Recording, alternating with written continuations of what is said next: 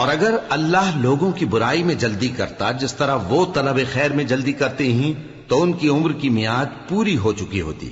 سو جن لوگوں کو ہم سے ملنے کی توقع نہیں انہیں ہم چھوڑے رکھتے ہیں کہ اپنی سرکشی میں بہکتے رہیں. اور جب انسان کو تکلیف پہنچتی ہے تو لیٹا اور بیٹھا اور کھڑا ہر حال میں ہمیں پکارتا ہے.